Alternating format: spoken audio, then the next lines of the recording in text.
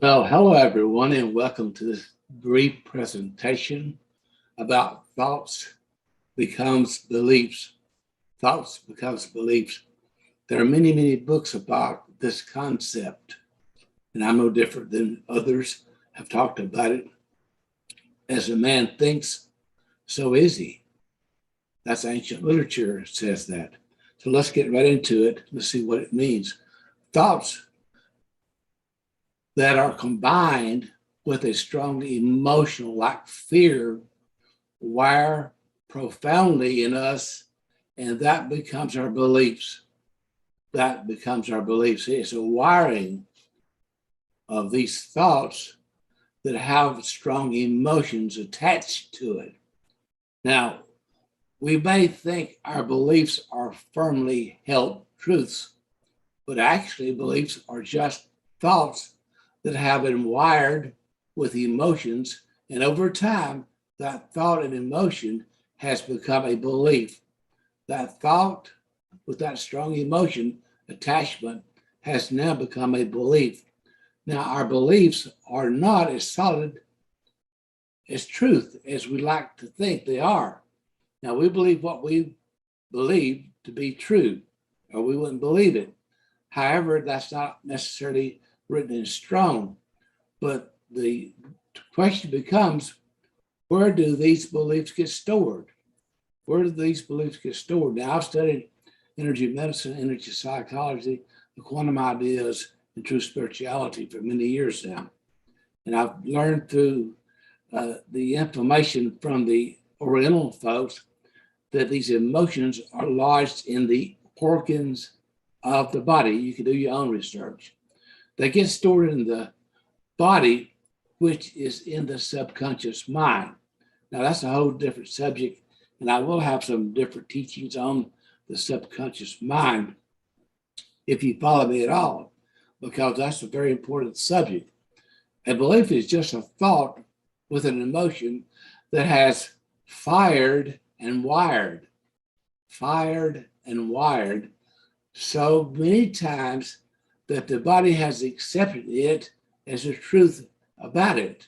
So it's fired and wired many times over and over, and that then becomes a belief that we believe in is true. When those thoughts are combined with the emotions of fear, then those neural pathways get embedded into our bodies deeply because the body is programmed to protect us, and fear triggers this response. Let me say that again. Fear triggers this response. Fear is a sabotaging belief greater than many people believe. So, when we have a thought that is coupled with fear, then the body goes into panic mode, trying to figure out how to protect us from it. See, it tries to protect us from this fear that we're so programmed. Even today, is so prevalent in our society and wherever you live and wherever you're listening from now. Listen, fear is rampant because of this epidemic that's going on with this virus. And so fear not, for the Lord's with you and he will protect you. And an example of this with fundamental religions around things like hell. Now, when you couple hell, this fear of hell, then it brings a tremendous coupling and firing of this belief system. Well, you're going to maybe, well, they say turn or burn. When the thought, when we die, we may get judged and go to hell, then the thought is wired with fear and the body perceives the threat and then decides to do something about it. Or if the body's going to try to do something about it because of this fear. If you fire and wire this thought over years, then it gets embedded into the body and becomes a truth that will defend voraciously. In other words, we are going to defend ourselves because of this coupling of fear and the thought of going to hell. Now, a lot of information about hell, so I'm not going to go into that, but you need to research it to find out what hell is really all about. It's not what perhaps your religion has taught you. May I just say that in passing here? This is why people can have a very visceral reaction to the idea that hell is a real place if someone told them that. It's triggered something in their bodies and they have a fight or flight response.